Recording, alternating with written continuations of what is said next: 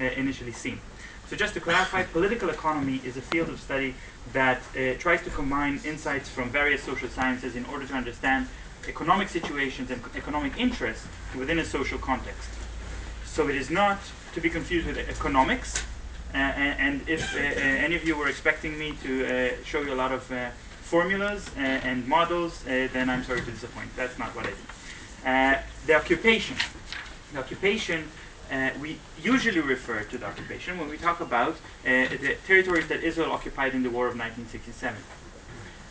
Which means the West Bank, of course, including East Jerusalem, the Gaza Strip, the Syrian Golan Heights, which I won't talk about today, and the Sinai Peninsula, which Israel returned to Egypt in the Peace Treaty of 1978.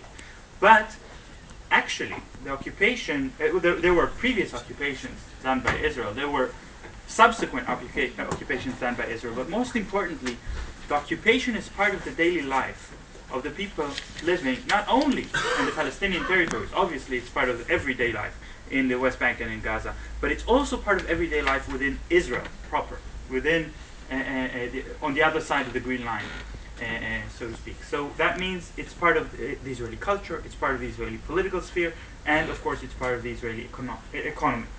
So I hope I'll be able to try to get that across today. And finally, what is Israel? Israel seems to be quite straightforward. It's a country, it's a state, it is recognized by the international community, but there is some disagreements about what Israel really is and where its borders pass. Israel was accepted in 2010 into the OECD, the Organization of Developed Economies. And the OECD had one demand from Israel when Israel wanted to join, and the demand was Israel would have to provide statistical information for its population within the Green Line, within the internationally recognized borders of Israel.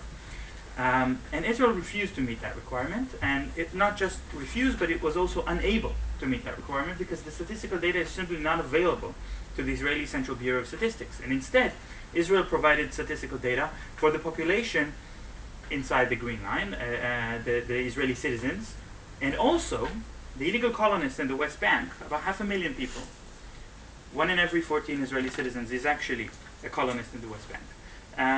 And on the other hand, 4.5 million people who are living in the West Bank and Gaza Strip, the Palestinian population who are not citizens of Israel, were not included in the statistics, even though they are part of the Israeli economy, they are subject to Israeli laws, they pay taxes to Israel. So, but they were just not in the statistics, so they were invisible. The OECD decided to accept Israel anyway. Israel did become a member. I'll get back to that point. But that, I think, helps to highlight the problem with definition. So just to clarify, when I use the term Israel, I mean the state, the authorities, the institutions, the army. When I use the term Palestine, I mean the land, the geographical territory. So Palestine is controlled currently by Israel, and the population is quite diverse, and there are different groups, and I assume that you know at least some basic facts about that. So I won't start from the very beginning. But of course, if something is not clear and something is not known, then do stop me and do let me know. What I'm not going to talk about today is the human suffering story. I could go on for hours describing the various atrocities committed by Israel and the house demolitions, the killings, and so on. But I think this information is very readily available for anyone with internet connection. You can just follow it day by day if you want, and there are very good, reliable sources. And if you want, I'll be very happy to give you links and recommend some websites that give that information. I also think that this sort of information about the human suffering evoke a strong emotional response, but not necessarily give us the tools on how to deal with the situation. And I propose that today we try to take a little bit of a more rational approach and try to understand the situation in order also to be informed of what are the best tools that might be used to change the situation. And finally, I think it actually should come as no surprise that there are these stories of human suffering and atrocities, because they're not unique to Israel. This is something that unfortunately comes with any situation of occupation and repression. What does make the Israeli-Palestinian issue unique is something that I would like to talk more about. Okay, so in order to try to tackle this very large topic, the economic aspects of the occupation, I really cannot do that in the time that I have. But what I can try to do is talk about the three questions that came to me while I was trying to research this topic and bugged me. I didn't find a ready answer for these 3 questions, and that by trying to answer these questions, I ended up writing a book. That's the origin of the book, and I'll try to give at least a partial answer to these questions today. And I hope that does not discourage you from reading the book, but this is up to you. And the 3 questions are: first of all, what about the international involvement in the occupation? Who is actually paying for the occupation? And of course, why? Why is the international community willing to give so much aid to this very small region? Second question is, what about the cost of the occupation? Is the occupation actually profitable for Israel? I'll give you a little hint: it's not profitable. And if, well, it's not profitable, then the follow-up question is, why does Israel continue? Why doesn't Israel withdraw from the occupied territories if it's a burden? And finally, the question is why. The last question is, why is Palestine so important? And we can also frame that question by asking, why are there so many people in this room today?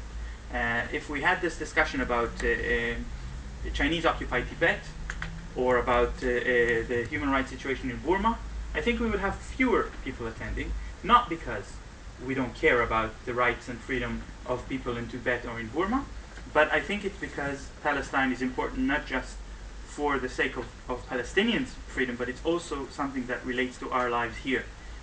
Well, your lives here, I'm just a visitor. But I say that in any country that I happen to visit, because I think it's really a global issue.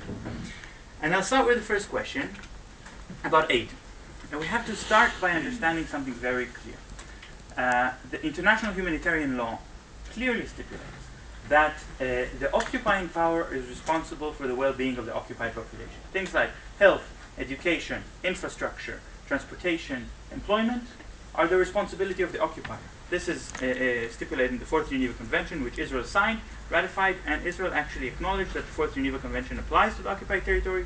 Later, they've changed their minds about that, but international law is very clear anyway. So that means that any gift to the Palestinians, any gift to the occupied people is actually a gift to the occupier. And this puts donors in a dilemma. You cannot give a school to Palestinians because you'd be actually giving a school to Israel, because it's Israel's responsibility.